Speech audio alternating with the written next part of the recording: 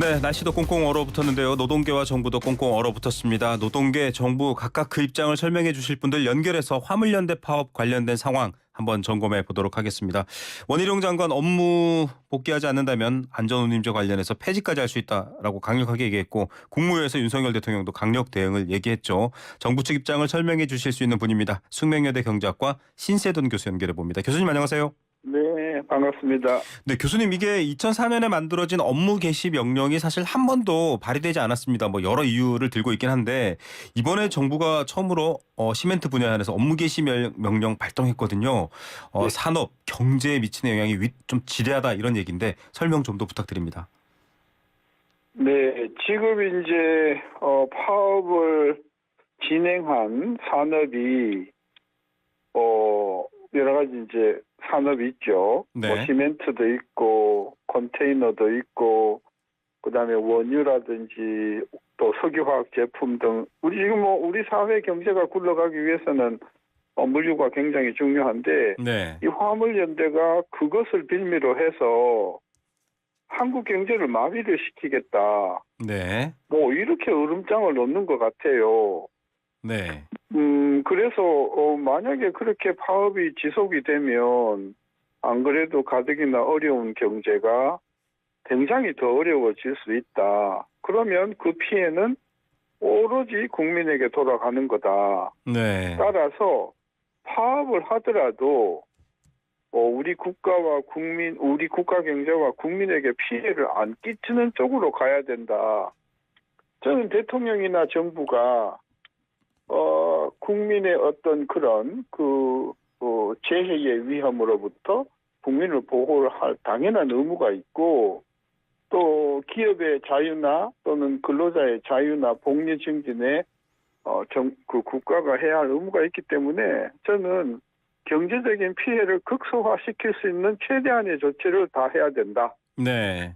전 그것이 이제 강경 대처로 자꾸 이렇게 언론에서 이야기를 하는데 네네. 그게 강경 대치가 아니고 국가의 국민과 경제를 보호하는 기본적인 헌법적인 의무다. 저는 그렇게 생각을 하는 거죠. 예. 자, 뭐 헌법적인 의무다. 시멘트를 사일로에 보관하는 시간이 짧기 때문에 강제 명령을 하지 않으면 피해가 크다. 이제 국토부 장관도 설명했는데 또 반대하는 입장 쪽에서는 그렇게 얘기를 합니다. 이게 뭐 운송 사업자의 면허를 뺏을 수도 있기 때문에 기본권하고 좀 충돌해서 뭐 이명박 정부 때나 박근혜 정부 때도 사용된 적이 없는데 좀 협상이나 다른 방법을 취할 수 있는데 업무 개시 명령이라는 강경책을 쓰는 게 오히려 상황을 해결하기 어렵게 만드는 건 아니냐. 교수님 어떻게 보십니까? 일단은 이제 헌법 34조가요. 네. 헌법 34조 6항에 보면 국가는 재해를 예방하고 그 위험으로부터 국민을 보호하기 위해 노력해야 된다고 했는데 네. 여기에서 말하는 재해가 자연재해만은 아니거든요. 네.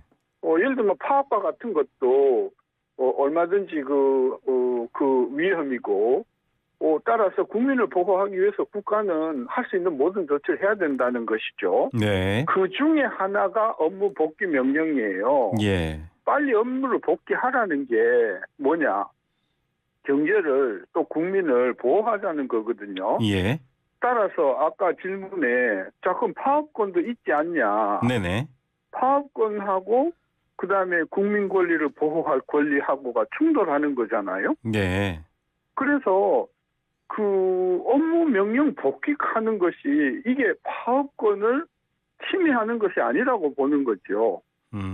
그리고 네. 업무 복귀를 하고도 계속해서 국가와 그 노조 사이에 협상이 진행될 수 있는 거니까. 네네. 협상 진행되고 있죠. 예, 입장은 일단 업무 복귀를 하자. 네. 그리고 협상을 하자는 게 정부의 생각인 것 같아요. 예.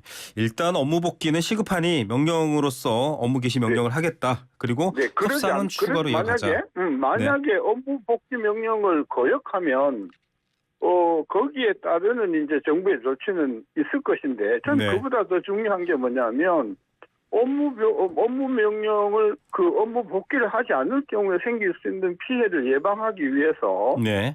필요한 예비 인력들 네. 또 필요하면 군의 수송 부대까지도 동원해서 민간 피해와 국민 피해를 줄일 수 있는 조치를 적극적으로 저는 국가가 동원해야 된다. 네. 따라서 실질적으로 업무 복귀 명령을 하는 이유는 우리 경제를 보호하고 국민을 보호하는 조치이기 때문에 네. 그 복귀 명령과 더불어서 유휴 인력, 유휴 자원을 동원해서 네. 현장에서 피해가 없도록 하는 조치를 저는 서둘러 취해줘야 된다. 저는 그런 네. 생각입니다. 정부 쪽에도 당부하는 말씀을 해주셨네요. 피해 최소화를 위한 긴급 네. 조치가 필요하다는 얘기신데 교수님 궁금한 게 있습니다. 뭐 국토부 장관은 이제 시멘트 유통의 어떤 시간적인 촉박함 이런 것들을 설명하기도 했습니다만 네. 지금 이렇게 시멘트 분야에 대해서 업무 개시 명령이 나왔고 지금 여러 가지 물류가 전체적으로 이제 운송 거부나 파업을 하고 있는 상황인데 경제에서 이게 어느 정도로 미치는지 사실 경제학자로서 좀 뭐랄까요, 아주 미시적이진 않더라도 좀 설명을 해주셔야 될 것 같아요. 이게 네네네네. 위기다라는 거는 이제 주관적인 음, 설명이 될 수 있으니까. 네, 지금 이제 복귀 명령이 내려진 부분은 제가 알기로는 시멘트 쪽에 네네. 1,300명 이런 걸 알고 있어요. 네, 지금 우리나라 운수업에 종사하는 사람이 얼마냐면 97만 명 정도 돼요. 100만 명 정도 됩니다. 네, 100만 명 중에서 시멘트 부분은 극히 일부예요. 네, 그렇기 때문에 이게 뭐 국가 경제에 큰 영향을 미치지 않는 게 아니냐 이렇게 이야기를 할 수도 있는데 문제는 시멘트뿐만이 아니고 다른 화물, 그다음에 그 정유, 그다음에 컨테이너, 자동차 수송, 그다음에 철강 재료, 즉 물류에 종사하는 분야의 사람이 100여만 명이나 되기 때문에 네, 이쪽에도 심각한 영향을 줄 수 있다는 거죠. 예, 그래서 이제 국가는 시멘트도 시멘트지만 필요하다면 다른 분야, 예를 들면 네. 정유 수송이나 네네, 또는 식료품 수송이나 아니면 철강제 수송이나 차량 수송이나 다른 경제적인 다른 분야에 대해서도 저는 사전 대비책을 세워둬야 된다. 예. 자, 그만큼 여파가 크다라는 설명을 해주셨습니다. 안전운임제의 일몰제로 시행되던 안전운임제를 놓고 벌이던 협상인데 사실 지난 초여름에 협상이 있을 때 정부와 협상을 하기로 결정을 했는데 정부가 일절 협상을 안 했다 이렇게 또 주장을 하고 있는데 안전운임제 효과 때문인가요? 안전운임제에 대해서는 어떻게 생각하십니까, 교수님? 네, 안전운임제는 일단은 그 제도는 누가 결정할 거예요? 정부예요? 아니면은 의회예요? 안전운임제, 네, 안전운임제는 법률의 문제입니다. 네네, 따라서 의회에서 해결해야 할 문제예요. 네, 정부가 제안은 할 수 있으나 그 결정은 국회에서 하는 겁니다. 네, 그리고 2022년부로 일몰제로 하기로 의회에서 결정해 난 문제입니다. 네, 따라서 화물연대가 그 문제를 개정하고 싶으면 현장에서 파업을 할 것이 아니고 국회에서 해결해 줘야 할 문제지요. 법을 다시 한번 정리해야 된다 이 말씀이시군요. 그렇죠. 그래서 그 법에 관련된 프로세스가 진행되어야 정부 차원에서도 가타부타 말을 할 수 있는 거란 말입니다. 이게 아직 상임위 계류 중이어가지고 국회도 사실은 못 풀어가고 있습니다. 그러니까요. 그게 국회에서 해결하지 못하는 사항이 어떻게 파업의 이유가 되냔 말이죠. 저는 그래서 네, 일단은 업무에 복귀를 하고 그다음에 상임위원과 그 국회에서 안전운임제에 관해서 토의를 하고 신속하게 그 결과를 저는 뭐 화물연대든 국민에게든 저는 발표를 해야 된다고 보는 거죠. 예. 교수님, 그 안전운임제가 사실은 이제 단가 경쟁을 하게 되면 무리하게 운행을 하고 도로에서는 화물차가 사고를 내는 비중이 많다라는 이제 통계 결과가 나와 있습니다.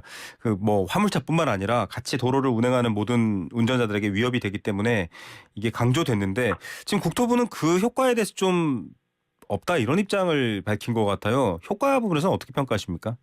뭐 제가 효과에 대해서 직접 연구에 참여를 하지 않았기 때문에 네. 제가 뭐 어떻게 판단할 수 있는 위치에 있지는 않습니다.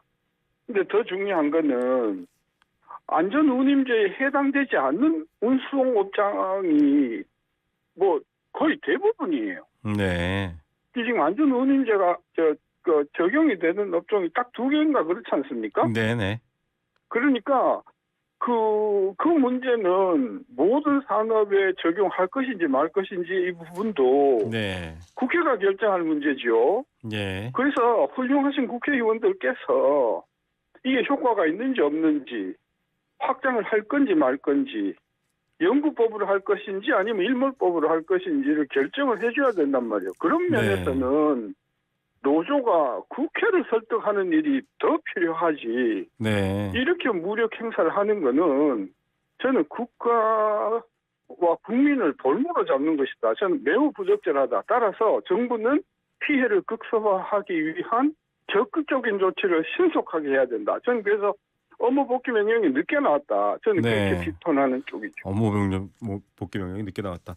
예, 뭐 여러 가지 이제 얘기가 있습니다만 대통령 국무회의 발언이 굉장히 강경한 발언들이 많이 나왔습니다. 법치와 뭐 법의 테두리 안에서 강력하게 대응하겠다 이런 표현들이 등장했는데 지금 사실은 이 화물연대뿐만 아니라 이제 노동 정책이라는 게 물론 이제 광대강으로 가서는 해결하기 어려운 부분들이 많지 않습니까? 현 정부가 이런 어떤 노동 정책 물론 이제 화물연대에 있는 분들은 좀 특수고용 형태이기도 하고 형태가 좀 다릅니다만 좀 강대강 대치로 읽히게 되면 갈등이 좀 커지고 그렇게 되지 않을까요? 경제 전반을 보시니까 이 부분은 어떻게 풀어가야 된다고 보십니까? 나는 강대강이라는 말 자체가 네네. 적절하지 않은 표현이라고 봐요. 네. 강은 노조가 강이었어요. 네. 아까도 말씀드렸지만 이 문제는 의회가 해결할 문제란 말이에요. 근본적으로. 네. 그러면 화물연대가 의회에 강한 수를 써야 되죠. 네. 근데 어디다가 썼냐면 현장에다가 강수를 썼단 말이에요. 그러면 그래서 지금 공장이 서고 주유소가 문을 닫고 시멘트가 굳어가고 이렇게 생기는 피해를 정부가 하루가 아니라 1시간이라도 지체를 하면 안 되는 거거든요. 네. 저는 그런 면에서 정부도 저는 아쉬운 게 뭐냐.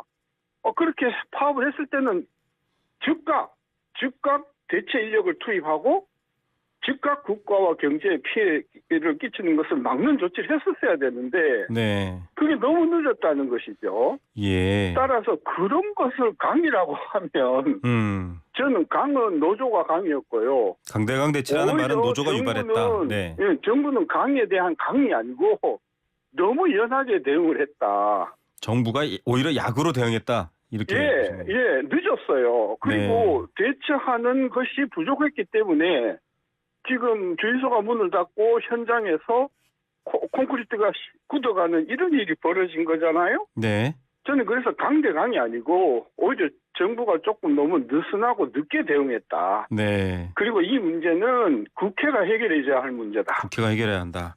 네. 예, 만약에 지금 화물연대를 비롯해서 노동계가 좀 입장을 바꾸지 않게 되면 어떻게 되는 건가요? 경제적인 피해도 방금 우려하셨습니다만 해법을 찾아야 될 것 같은데요, 교수님. 조언 한마디 부탁드립니다. 그래서 지금 앞으로 이제 노조에서 더 강수를 만약에 둔다고 해서 파업이 확대가 된다고 하면 거기에 대한 정부의 신속한 대처를 지금부터 준비를 해야 된다고 보는 거죠. 네. 따라서 군병력이 됐든 예비군 병력이 됐든 또는 은퇴한 직장인이 되었든 간에 그 대체 인력을 지금 빨리 수집을 해서 네. 파업에 들어갔을 때에 대비한 저는 로드맵을 액션 플랜을 1, 2, 3 만들어서 준비를 해야 된다. 네. 그리고 이 문제는 아까도 이야기했지만 해결키를 국회에서 두는 것이다. 네. 따라서 국회의 신속한 해결을 촉구하는 것이지 현장의 국민과 기업을 볼모로 해서 그런 무력 행사를 하는 것은 국가로서는 그것을 신속하게 처리하지 않는 것 자체가 전 직무유기가 될 수 있다고 보는 거죠. 알겠습니다. 실제 현실 경제 위기가 되기 전에 대처를 하라라는 주문과 함께 좀 강한 대처도 요구하셨네요. 교수님, 이 관련된 사안은 이제 저희가 충분히 들어봤고 끝으로 사실 금융 거시경제에 대해서도 잘 아시는데 지금 금리도 계속 올라가고 있고 그 여파 때문에 금융시장 여파 때문에 경제가 어렵다라는 평가가 나오고 있거든요. 네. 위기 상황 이런 평가가 나오고 있는데 어떻게 해결해야 된다고 보시는지 좀 짧게 한 말씀 좀. 네네. 금리가 올라가고 있지만 저는 그게 위기 상황은 아니라고 봐요. 네, 위기가 아니다. 네. 네. 조금 어려운 상황이고 물가를 잡기 위해서는 불가피하다. 따라서 정부는 금리 인상으로 부담을 겪는 저소득층에 대해서 이자를 유예시켜 준다든지 긴급 자금을 빌려준다든지 해서 네. 금리 상승에 따른 부담을 줄여주는 대책을 강구를 해야 되고 네. 전 정부가 하고 있다고 믿습니다. 예, 알겠습니다. 어려운 시기 취약계층 대책을 잘 세워서 또 다른 리스크가 생기지 않도록 해야 된다라는 말씀이셨네요. 네, 교수님 오늘 말씀 여기까지 듣겠습니다. 네. 감사합니다. 감사합니다. 네, 숙명여자대학교 신세돈 교수였습니다.